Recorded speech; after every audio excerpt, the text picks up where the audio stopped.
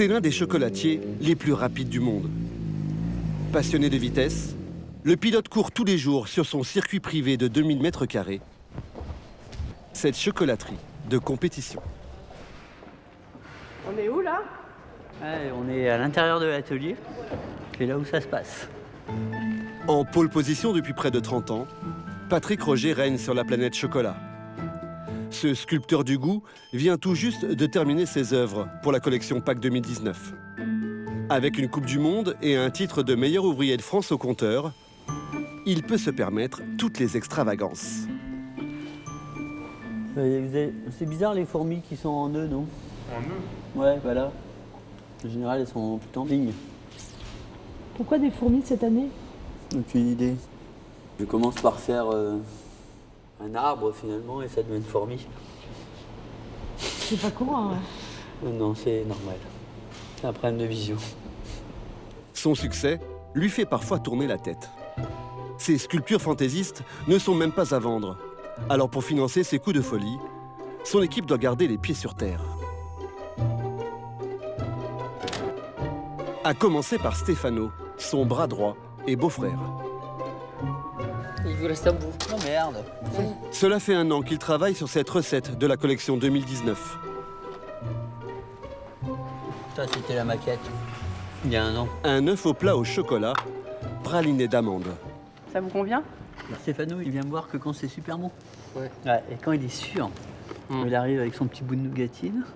Qui arrive, que Ouais. je me fais pas attraper par les oreilles. Donc, voilà. Par contre, quand ça va de travers... Comment il est quand ça va de travers? Je me cache là-dedans. Ouais, c'est comme dans Ratatouille, quoi. Donc, c'est un truc de dingue. Je passe en dessous de la table. Ouais, il est sous la table, quoi. Aujourd'hui, la nouvelle collection va sortir des ateliers. Une opération très délicate. Pour Patrick, cela revient à faire un marathon en courant sur des œufs. Sur ces transpalettes, 12 pièces de 50 kg de chocolat noir chacune vont être acheminées vers les boutiques. Un parcours semé d'embûches. C'est extrêmement fragile, on a des problèmes de température à gérer aussi. Alors dans le camion, évidemment, c'est réglé, la température, mais tout est fait pour nous emmerder, quoi. Donc vous avez des dos d'âne, vous avez des feux rouges, vous avez des pavés, tout est fait pour que ça casse. Le chargement doit arriver à destination sans encombre, car Patrick Roger entame, comme tous les chocolatiers, la semaine la plus cruciale de l'année. Avec 7 kilos par an et par habitant, la France est le 5e consommateur de chocolat au monde. Et pendant les fêtes de Pâques, nous en achetons près de la moitié.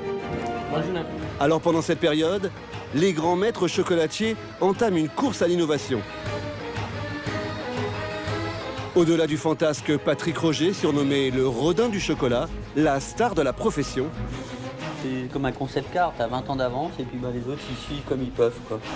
nous avons suivi Stéphane Bonnat, 7e du nom, à la tête d'une chocolaterie artisanale mondialement connue. Si on augmente la cadence, on fait des produits qui ne sont pas à nos standards de qualité. Donc non. Il doit se battre pour conserver les trésors qu'il déniche dans ses plantations du monde entier. Maxime Frédéric, le tout jeune chef pâtissier du Georges V, doit transformer la boutique de l'hôtel en magasin éphémère. Et y exposer une œuvre spéciale et unique. Donc tout se mange, tout le mécanisme. Tout se mange. D'accord, c'est formidable. Enfin, Arnaud Larère a bien l'intention de devancer tous ses concurrents avec un chocolat dont le processus de fabrication est gardé top secret. Un chocolat rose avec lequel il doit, pour la toute première fois, réaliser un œuf de Pâques. Faut aimer la compète. Moi j'aime ça. C'est aussi se remettre tout le temps en question. Nous avons suivi la folle semaine de ces chocolatiers français. Ces artistes qui réalisent avec le meilleur des chocolats des œuvres d'exception. À Voiron, en Isère, il y a une famille que tous les amateurs de chocolat connaissent. Comme à chaque printemps, Nicole Bonnat, 82 ans, fait le grand ménage devant sa vitrine. Non, je le fais quand on a besoin d'avoir la façade dégagée. Une vitrine comme ça, faut qu'elle soit vue. Oui, c'est vous, bien sûr. Et celle-ci, elle est à qui? Une dernière voiture cache les créations de son chocolatier de fils. Elle va carrément la faire partir.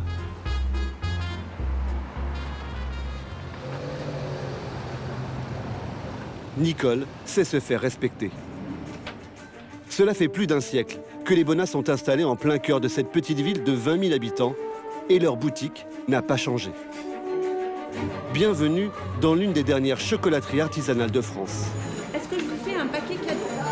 C'est pour moi. Je me fais les cadeaux. L'emballage des tablettes, lui aussi, est d'époque. Il a inspiré le réalisateur Tim Burton pour son film Charlie et la chocolaterie. Pour rester les rois de la fève, les Bonnat sortent tous les ans de nouveaux grands crus et personne ne repart d'ici sans les avoir goûtés. Aujourd'hui, le Selva Maya, un cacao mexicain. Qu'est-ce qu'il est bon? Il est bon, il est d'une finesse. Et bien croquant. Très équilibré, fruité, intense, mais délicat, ce chocolat restitue les goûts et les parfums des terres fertiles du Mexique. Qu'est-ce que ça fait envie? Le chocolat, c'est fondamental. Sans chocolat, on ne peut pas vivre. Ah, moi, je vous offre celui-là. C'est gentil, maintenant. Dans quelques jours, Nicole va pouvoir faire déguster une nouvelle variété de cacao que la maison Bonnat garde secrète depuis 14 ans. À bientôt. Elle sera lancée en exclusivité pour Pâques. À 700 km de là, en plein cœur des pâturages, non loin de Rouen, Maxime Frédéric, le chef pâtissier de l'hôtel Georges V, a quitté son palace pour la ferme de la Fosse. Aujourd'hui, il va goûter une nouvelle crème fraîche, made in Normandie. Je suis vraiment content d'être là. Oui, ça nous fait plaisir aussi. Ouais. On va aller voir les vaches. Ouais, parfait, je te suis. Maxime tient à faire entrer un peu de terroir normand dans ses recettes de Pâques. Cela faisait longtemps que ce fils de fermier n'avait pas mis les pieds dans une étable. Et il préfère garder ses distances avec ses ouvrières de 500 kilos. Tu veux brancher la vache, Maxime? Non, j'ai pas envie de me faire chier dessus. Je laisse faire les pros. En coulisses, Salut Corinne. Corinne, Ça va la femme de Christophe, récolte l'or blanc dans son laboratoire, en liaison directe avec les mamelles. Rentre dans mon petit univers. Donc là, c'est les crémeuses. Ouais. Ah, voilà. C'est dingue de savoir que les vaches sont juste derrière. Ouais, c'est ça. Et elles ont entendu être traits. Et le lait lait, arrive ouais. ici. C'est juste Ouais. magique, quoi. Et là, tu vois, c'est la crème qui sort. Tu veux goûter Allez, la bah, crème? bien sûr, ouais. Attends. La crème passe le test haut la main. Maxime en parle comme s'il s'agissait d'un vin millésimé. C'est fin, hein. Un peu sucré, floral même. Super bon. Une consécration pour ces fermiers. Corinne et Christophe n'auraient jamais imaginé franchir un jour les portes d'un palace. J'ai été voir mon mari, je dis, tu devineras jamais. Je dis, j'ai Maxime Frédéric, le chef du pâtissier du Georges V, au téléphone. Mon mari me dit, non, c'est pas possible, c'est une blague. Je dis, non. Pour nous, c'est vraiment le Graal, quoi. On est super content. De 2000 litres par an, ils vont passer à 12 000 litres pour fournir la pâtisserie-chocolaterie du Georges V. Un client spécial qu'il va falloir bichonner. Alors pour le remercier, Christophe lui a réservé une petite surprise. Voilà, bouillie. Cette petite anglo-normande est née cette nuit. Maxime a accepté d'en être le parrain.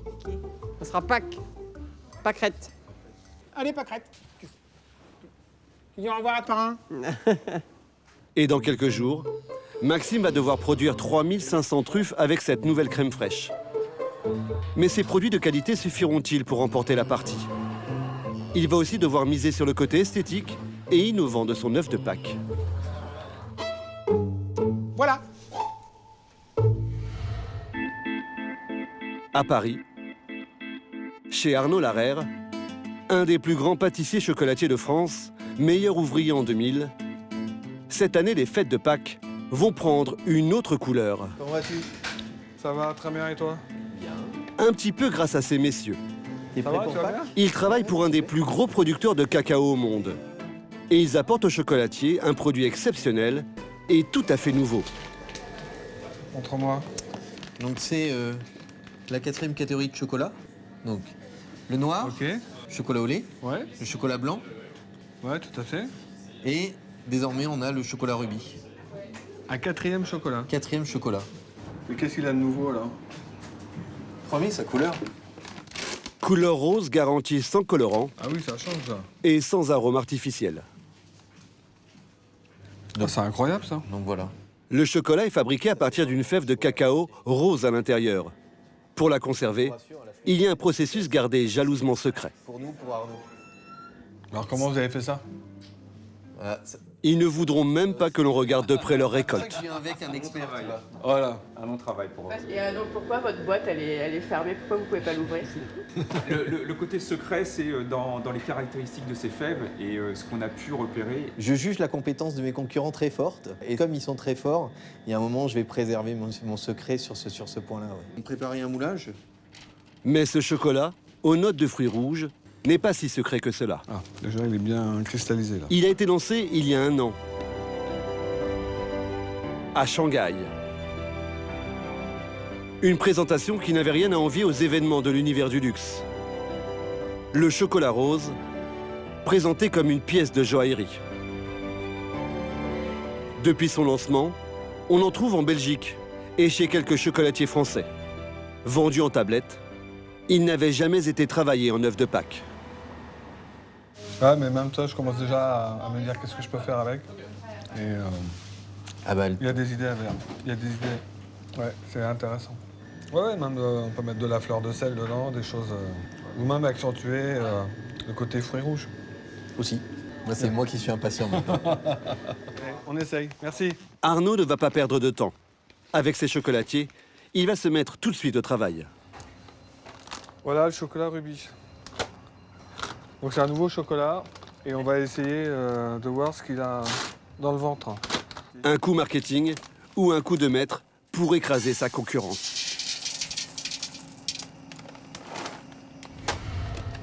Place de la Madeleine, des œuvres d'art vont enfin être livrées. De drôles de bêtes, tenues à bout de bras par les assistants du chocolatier Patrick Roger. T'as tenu là pendant le voyage? Bah, oui, ça a été. On n'avait pas peur, hein. C'est maintenant qu'on a peur. Le pire, c'est les pavés. Pourquoi vous avez peur maintenant? Les mains elles deviennent moites, hein, facile. Hein.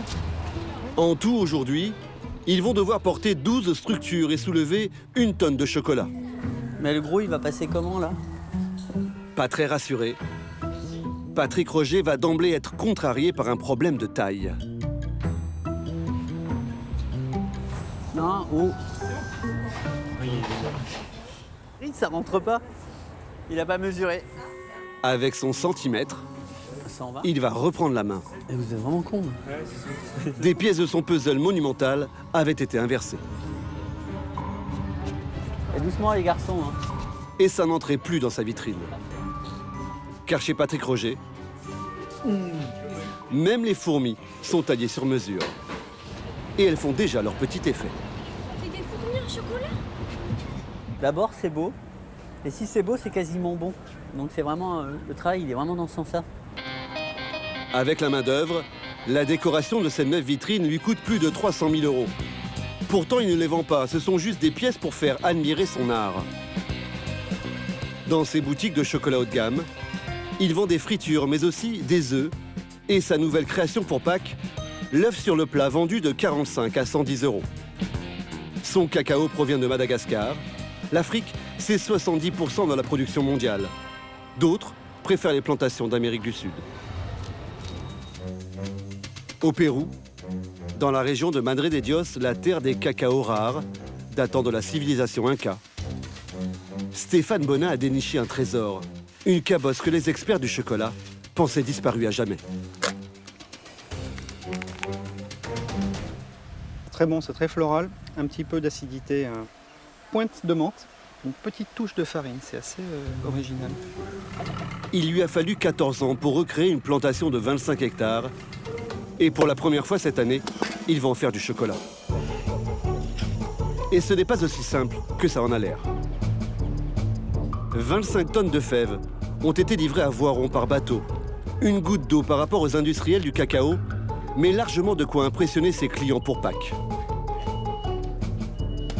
Dans sa réserve, 63 provenances différentes. Venezuela, là-bas c'est Indonésie, ça c'est Mexique, ça c'est Inde, l'Équateur et de l'autre côté. Donc très bon client d'Air France. C'est pas mal, hein? Pour la première fournée de Pâques, Stéphane va torréfier à l'ancienne 50 kg de Madre de Dios, car le chocolat se torréfie, comme le café. Un test sur une petite quantité, car une erreur de température peut être fatale pour son trésor péruvien.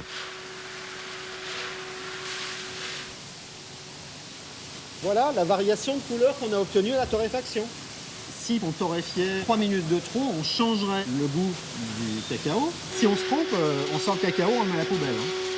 On ne peut rien en faire. C'est un rituel. À chaque nouvelle pépite, son ami et concurrent fait une petite visite de courtoisie. Vous savez ce que ça m'a coûté Philippe Bernachon est lui aussi issu d'une lignée de grands chocolatiers lyonnais. Et pour la première fois, il va déguster le cœur de ce cacao.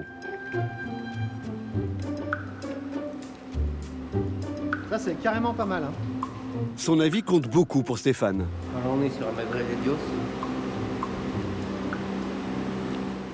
C'est 70 75. Ouais, c'est bien pour un industriel. C'est sûr. Mon peu comme tu vas le payer, Oui. ça. Alors Oui. ça, je vais te dire, quand je vais le dire à ta mère, ça va pas se passer pareil. C'est sûr. Je vais déjà le dire à la mienne, donc... Industriel. Vous cherchez un peu quand même là. Ah, mais on voit bien là, c'est une industrie ici. Qui aime bien, châtie bien. Industriel, c'est presque une insulte pour un artisan chocolatier comme Stéphane. Mais Philippe Bernachon est plus qu'un ami, c'est le parrain de son fils. Et aujourd'hui, c'est un moment sacré pour la famille. Le petit Maxime, 8 mois, va entrer en religion. Il était hors de question de faire goûter du chocolat Maxime pour la première fois sans avoir le parrain. C'est un peu ballot. On a un des meilleurs chocolatiers au monde qui est avec nous. Parce que le meilleur, c'est moi, bien évidemment. Donc, Philippe n'est pas de cet avis. Et il tient à gagner le palais de son filleul en sortant sa meilleure ganache, sous l'œil inquiet de Nicole. c'est le chocolat de parrain. Coucou. Voir la tête qu'il fait. Non. Maxime n'a pas l'air très emballé. Alors, sa grand-mère va lui faire goûter un grand cru mexicain, Tiens, goûte ça. élu meilleur chocolat de la planète en 2016. Et c'est gagné, Maxime est le digne fils de son papa. Dépité, Philippe fait une dernière tentative. C'est bon? J'ai du chocolat au lait si on veut. Oh non. Pourquoi pas de chocolat au lait, Stéphane? Le vrai chocolat, c'est le chocolat noir. Si on veut lui former le palais, il faut déjà lui faire manger des choses un peu bonnes. Allez. Aimer le chocolat noir chez les Bonnats, c'est une obligation. Fais le bis. Allez, Il bisous. va faire la sieste.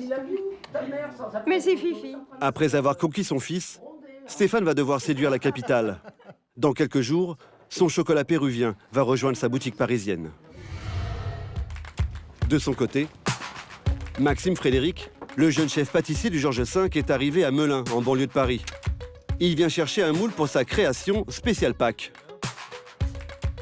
En forme? Ouais, c'est bien. Ouais. Ouais. On va juste de te le sortir. Trop bien. Hop. Donc là, t'as mon montgolfière. La pièce, le petit bijou. Petit bijou en une pièce. Parfait. Il a trouvé la seule start-up en France qui met une technologie de pointe au service de la pâtisserie. C'est vrai que quand on a... Ces spécialistes de l'aéronautique auraient pu lancer des satellites, mais ils ont choisi de rester sur Terre. Bah, c'est un challenge, mais en même temps, moi ça me rappelle toutes les problématiques qu'on avait en école d'ingénieur, donc ça me botte aussi pas mal. Ça change, ça allie la pâtisserie, la technologie, donc en même temps ça me botte plutôt pas mal. Vous auriez pu travailler avec la NASA en fait. Ouais, mais je préférais faire du chocolat. Bah du coup, t'as la salle imprimante juste là. Ouais. Passionné par les romans de Jules Verne, le chef a imaginé une montgolfière animée avec un mécanisme 100% chocolat.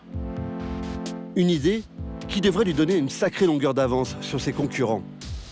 Toutes les pièces vont être moulées par ces imprimantes 3D, précises, mais pas très rapides. Combien de temps ça met là pour imprimer genre juste le quartier là? Le quartier, là, on en a, bah, tu peux lire dessus, t'en as pour 17h30. Juste pour une face. Un quartier. C'est Donc x4 pour une trop montgolfière. bien. Soit 68 heures par montgolfière. Aujourd'hui, il a enfin les outils pour concrétiser une pièce qui devrait faire le buzz. Et ce projet d'avoir une pièce en mouvement, où on y met un petit mécanisme, en fait, j'avais depuis bien longtemps, mais j'avais pas le moyen pour le faire. On leur permet d'exploser leur créativité Et en fait, on crée une sorte de révolution dans le moulage où on peut leur permettre de faire un peu ce qu'ils veulent. Hop, bah c'est prêt du coup. Je peux repartir avec. Tu peux repartir avec. Allez. Tout frais sorti de l'imprimante. Avec ses 10 moules en silicone, Maxime est désormais armé pour lancer la super production. Dans quelques jours, 350 montgolfières vont s'envoler dans les cuisines du palace. À Paris, dans son arrière-boutique du 18e arrondissement, Arnaud Larère a commencé à travailler son drôle de chocolat rose. Bon, déjà, ils font bien. Pour en faire un œuf de Pâques, il le chauffe tout d'abord au bain-marie. Là, la fonte, c'est surtout voir si on peut le travailler pour faire des sujets de Pâques. Savoir si le chocolat est bien fluide, qu'il ne soit pas trop épais, qu'il y ait assez de beurre de cacao pour qu'on puisse le travailler facilement. Parce que si il est trop dense, pas assez fluide, ça ne pourra pas le faire. On ne pourra pas faire des œufs de Pâques avec. Et là, je vois la vitesse où ils font, déjà, c'est bon signe.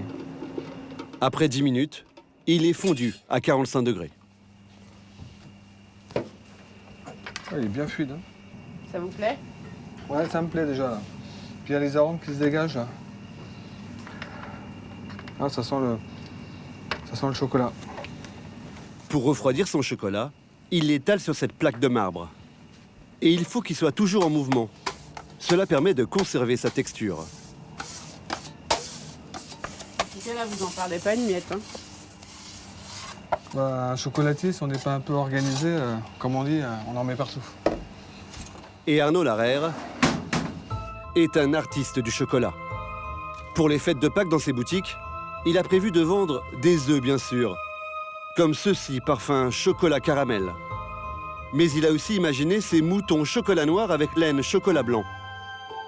Ces lapins chocolat au lait avec carottes en pâte d'amande. Et il a accouché Et Émile, d'Émile, le singe paysagiste, il a une bonne tête là. au chocolat noir. C'est ça qui est top dans nos métiers, c'est qu'on a des événements comme ça qui nous permettent aussi de toujours se remettre en question, chercher des nouvelles idées, créer des choses que personne ne fait. C'est vraiment top, c'est comme un marathonien qui veut aller chercher la médaille olympique. Nous, on cherche, et puis quand on l'a trouvé, on se dit, ben voilà, ça c'est ma création, c'est mon produit. Et après, bien sûr, il faut aimer se tordre le cerveau. Hein. Mais après, quand on arrive à sortir des choses comme ça, moi, c'est juste génial. Ça vous rend heureux. Ah ouais, moi je suis comme un gamin là.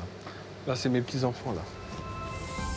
Mais son objectif principal sera de vendre l'œuf en chocolat rose. Faut le remplir complètement. Dernière étape de la fabrication, remplir les moules. Donc on le retourne. Les vider. Et là, on va tapoter légèrement pour l'aider à se vider. Hop, dès que je retourne, je vois l'épaisseur.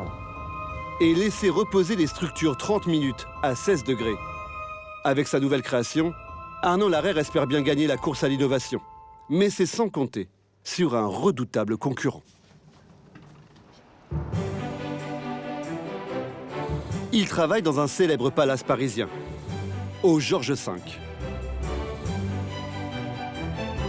Cela fait tout juste 2 ans que Maxime Frédéric en est le chef pâtissier. Ses moules sont déroulés. C'est bien, il brille bien. Les ballons de ses montgolfières au chocolat Donc là, t'as fait 3 couches? Ouais, 3 couches. vont être assemblés. On se monte un petit prototype là? Toute la structure tient uniquement sur ce bâton en chocolat. On a fait plusieurs tests d'épaisseur et on a fait des tests, surtout en le transportant, on a monté les escaliers jusqu'au 5e étage, on les a redescendus en étant un peu brusque pour voir jusqu'à où elle pouvait casser. On en a cassé 5-6. Un travail de précision. Un assemblage d'une quinzaine de pièces, toutes en chocolat. Poids total, 1 kg. Ouais, déjà là, c'est bien, comme ça c'est mignon. On teste. La magie, c'est que la structure s'anime. Ah, c'est nickel. Hein. Et les engrenages, ils tombent bien bord à bord en fait. En activant la manivelle en chocolat, le ballon tourne. On y va? Dans le hall de l'hôtel, des ouvriers ont transformé un magasin de luxe en pop-up store. Une boutique éphémère spécialement dédiée au chocolat. C'est ici que seront exposées les montgolfières pendant toute la période des fêtes de Pâques. La veille de l'ouverture, Nawel, la responsable de l'événementiel de l'hôtel, fait découvrir les lieux à Maxime. Allez, vas-y. Je te suis. Non, c'est toi. moi en premier. Quel honneur. Trop bien. Mais c'est genre génial ce logo ce en logo. végétal. Ouais, c'est genre. En fait, les gens, trop tu vas voir bien. qu'ils vont venir, ils vont toucher, ils vont se prendre en photo. Non, c'est vraiment bien. Ça fait un photocall. Alors, on sait C'est que très c'est naturel, miroir, c'est très printanier aussi. Leur souci, trouver une place pour la nouvelle création du chef. Moi, je dis que là, ça passe, mais Là-haut, là là. Ouais, ça passe juste. Non, ça passe Pas du pas. tout. Non. Et là-haut aussi, c'est pas plus haut. Ouais, là, c'est dommage. De toute façon, elle sera pas, on la verra pas. Juste tout en haut non plus. Ah si je la passe un peu en Oh, ça biais. me fait peur. Si je la passe en biais, elle passe. Oh non, vas-y. Ouais. Ok. Bon bah super. Donc ça, c'est génial. Ça va être bien de la mettre ici. Ouais. Pour l'ouverture de la boutique demain, Maxime doit encore finaliser 349 montgolfières. Chez Arnaud Larère, il est temps à présent de démouler l'œuf de Pâques en chocolat rose.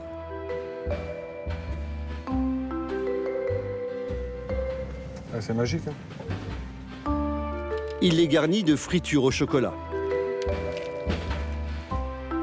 Et pour coller la partie supérieure, il fait chauffer les bords sur une plaque pour les faire fondre légèrement. Il faut pas avoir la tremblote. Hein. Non, c'est pas possible.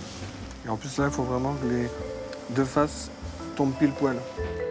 Dernière étape, le coller sur un petit socle en chocolat lui aussi, et y apposer sa signature. Nouveau chocolat, nouvel œuf, nouveau moule. Quand on voit ça, c'est top, hein.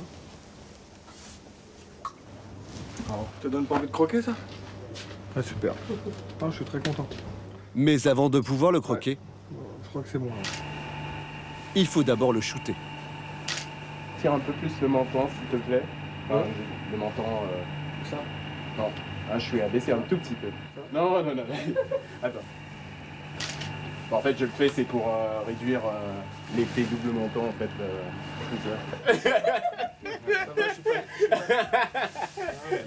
Vous mangez trop de chocolat, non? C'est pour ça. C'est pas grave. J'assume. Arnaud ne se fait pas prendre en photo avec un simple téléphone. Alors, on va s'installer ici, je pense. J'aime bien l'arrière-plan qui rappelle un peu le chocolat. Il fait appel tous les mois à un photographe professionnel. C'est mystère. Car la belle photo sur les réseaux sociaux, c'est devenu un passage obligé dans la guerre de l'image que se livrent aussi les maîtres chocolatiers. Aujourd'hui, il faut sortir de son laboratoire, il faut se faire connaître, il faut aussi... même si on fait le meilleur produit du monde, si personne n'est au courant, il n'y a aucun intérêt. Ah, comment on va le casser là? Et pour la promo, 1, 2, 3. il veut bien casser un œuf. Parfait. Avant de lancer la production, une série limitée à 100 unités, mise en place dans ses vitrines dans 2 jours. Là, attention. Est-ce qu'il y a une voiture? Chez les Bonnat, c'est le chef en personne qui transporte les pièces signatures. Can you open shop? Sa compagne mexicaine, Elisa, est venue prêter main forte. Bonjour. Pour la boutique parisienne ouverte il y a 2 ans, Stéphane a fait fabriquer cette chocolaterie miniature. Voilà, tiens, petit coup de main.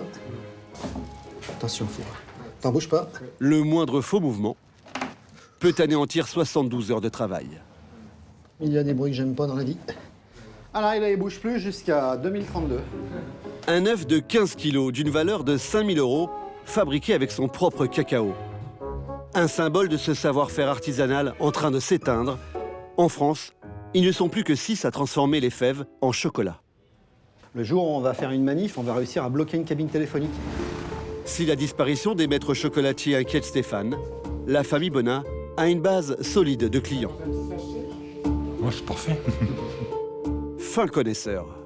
Bah, c'est magnifique. Il y a une petite larme de... Mais le problème, c'est qu'on peut pas la manger. Ah non, mais si vous voulez la manger après Pâques, par contre, commencez par vendre une voiture, hein, parce que là, je vais pas la laisser partir près d'une tablette. Hein. Bon, oui, très bonne fin de journée.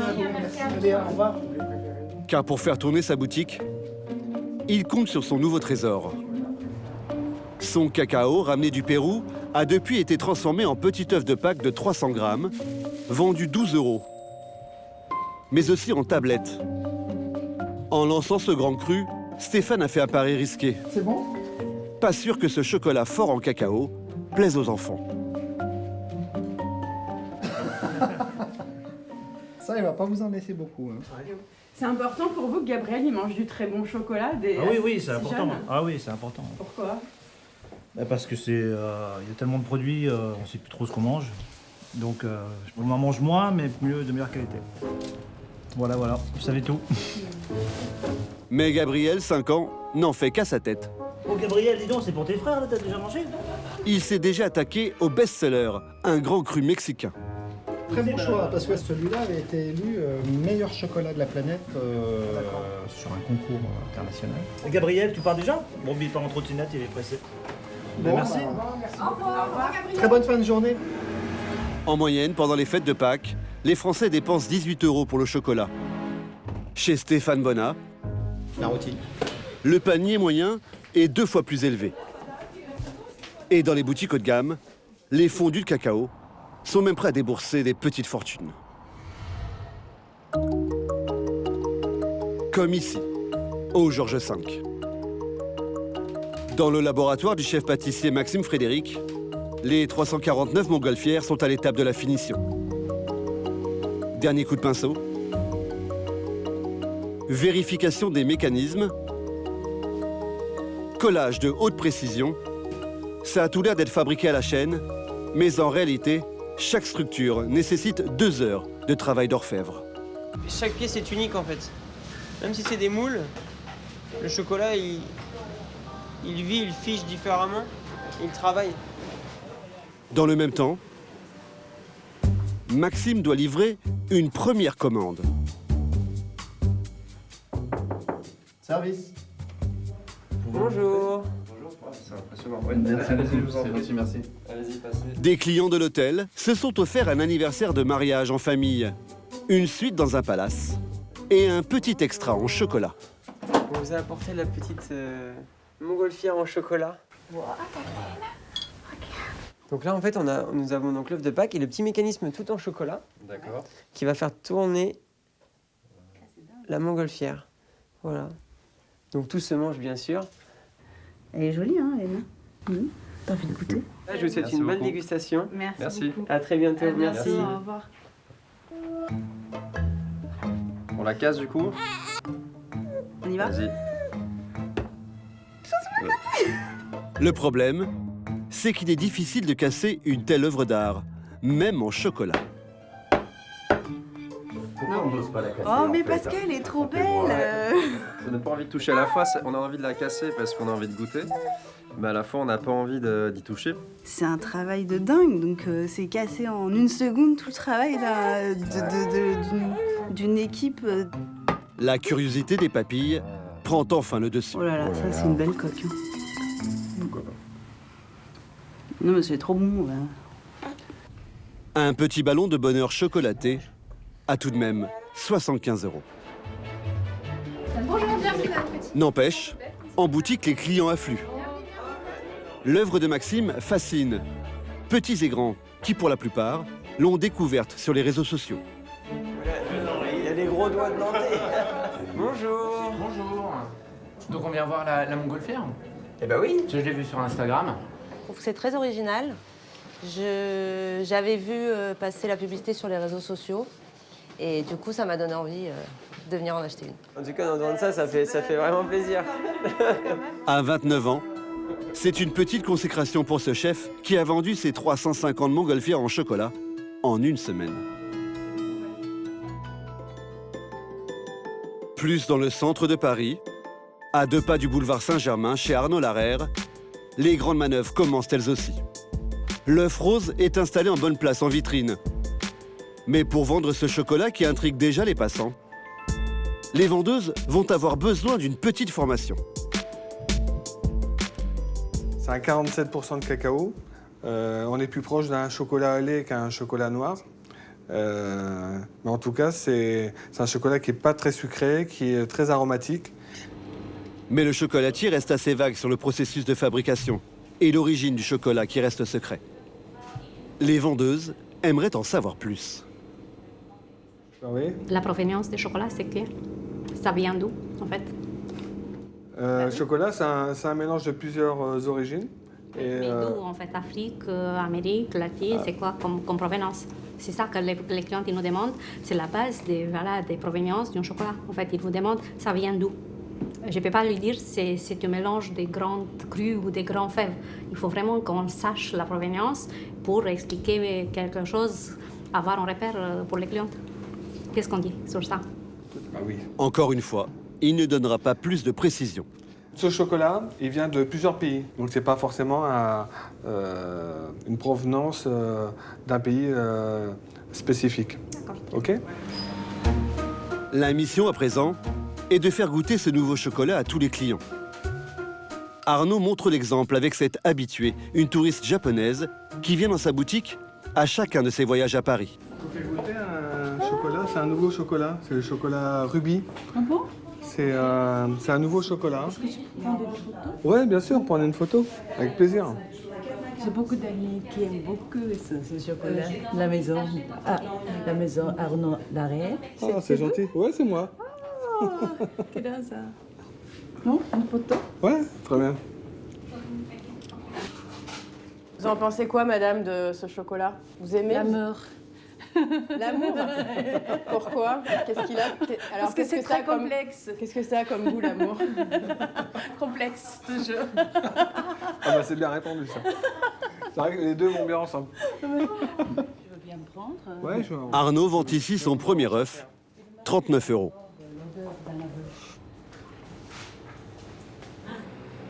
C'est qui alors vos chocolatiers préférés à Paris? Les deux. Patrick Rosier et ici. Le cœur de la japonaise balance entre les deux grands chocolatiers, mais Arnaud n'est pas jaloux. La compétition est importante et même est nécessaire. Ça permet de toujours rester éveillé et de ne pas s'endormir. Donc quand on aime ça, au contraire, c'est une drogue même.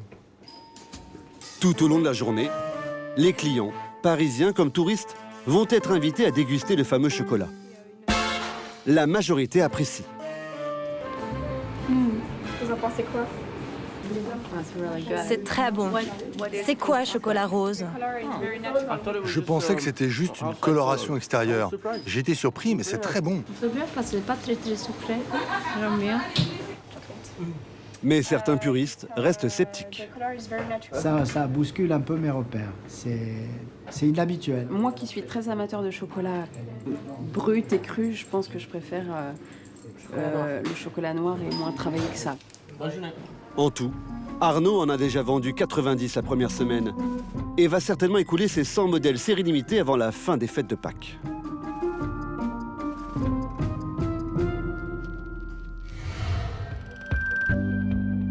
De son côté, Patrick Roger, le créateur de ces sculptures monumentales, reçoit des clients très spéciaux. Ils ont fait plus de 300 km pour venir chercher leur œuf de Pâques. On est venu exprès de Bruxelles pour le chercher, en tout cas. Sérieusement? Oui. Mais ils ont aussi fait le chemin pour découvrir l'autre facette de l'univers du chocolatier. À l'étage, sa galerie d'art. Car Patrick Roger est avant tout un sculpteur. Ici, on a les deux exemples. On a l'original, le chef modèle en chocolat. Donc ça, c'est Joanne, mon attachée de presse. Elle a une petite tête. Après, je me suis bien occupé d'elle. Elle était au téléphone. Et je dis, ne bouge pas. Je fais une photo. Après, je fais un petit dessin derrière. Ça me prend 10 secondes. Là, c'est toujours en chocolat. Ouais, là, c'est toujours en chocolat. C'est un bloc. Finalement, son attaché de presse a eu droit à un deuxième exemplaire en bronze. Il l'a ainsi rendu immortel. Le Rodin du chocolat commence d'ailleurs à se faire un nom sur le marché de l'art avec ses pièces vendues de 3 000 à près de 2 millions d'euros.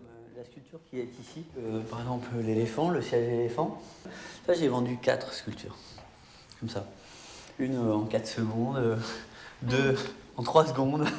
Ça allait très très vite, quoi. Et même pendant les fêtes de Pâques, les affaires tournent bien. Cette collectionneuse est intéressée par le travail de Patrick, qui a transformé toute sa boutique en œuvre d'art.